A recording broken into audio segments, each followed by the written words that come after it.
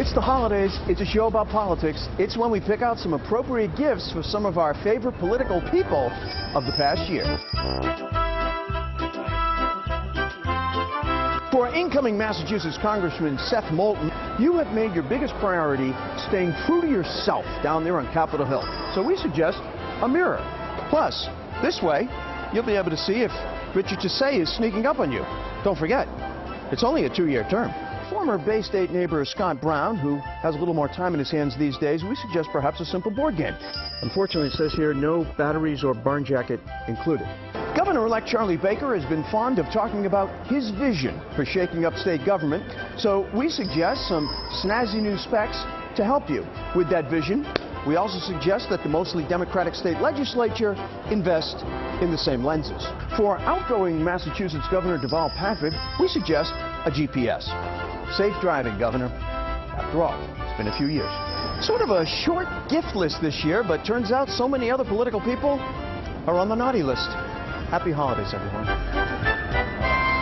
Well, that's a perfect segue, because we're going to get to the naughty list. Marianne Marsh is with us. Rob Gray is with us this morning. Great to see you guys. All right, Rob, let's start with you, and let's start with the naughty list. Go ahead. Well, first on my naughty list was an easy choice, Jonathan Gruber. Obamacare's policy architect called the American people stupid for not understanding that Obamacare was a tax increase. Well, who's the dunce now? He's being investigated by Congress for his millions of dollars in consulting fees. My second naughty is Congressman John Tierney, right here from Massachusetts. He loses to Seth Moulton in the primary, refuses to endorse him, refuses to speak to him by the transition during the transition into office. So, I mean, very cowardly and classless by John Tierney. Ready, go. First, Scott Brown. This could be his last appearance on OTR, but I'm not sure about that.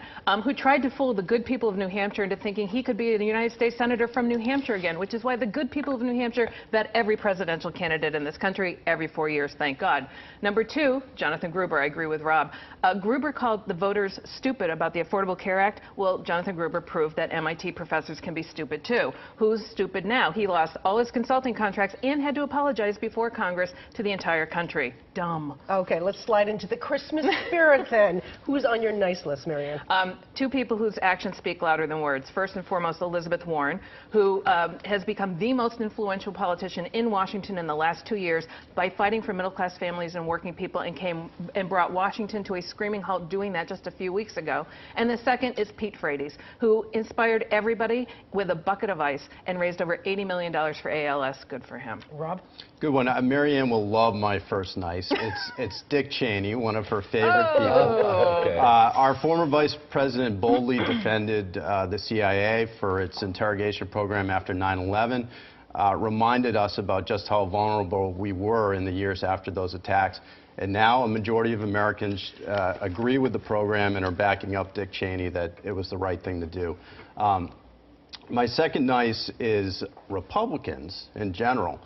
Republicans had a huge mid-year election, +9 seats in the U.S. Senate, 247 House seats, the most House seats since the 1920s, and 68 of 98 state legislatures Republicans control. It was a Republican wash. I need a do-over on my naughty list.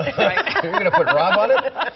I want to shift the Katie. conversation to Governor Patrick. He made some stunningly frank observations, which we will air next week right here in a special OTR about life after he leaves office. But here's a snippet. Listen.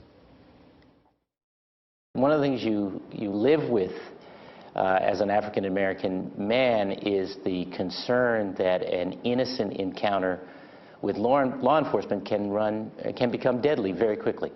Marianne, were you surprised he was so open about this? No, not at all. I mean, the fact is he was not this candid after Trayvon Martin or any of the other incidents that have happened in the past few years. But when you get to leave office and the freedom that comes with it, is much easier to be candid. And the fact is, it's easier to do it when you're out of office, and it won't hurt him when he runs for office again very soon. She did mention it. Is it easier to make these things when he does? Well, I think that's true, but I think he's also seeking a national stage, and this puts him into a spot nationally that he'd like to be in. We continue on the record. Stay with us. We'll be right back.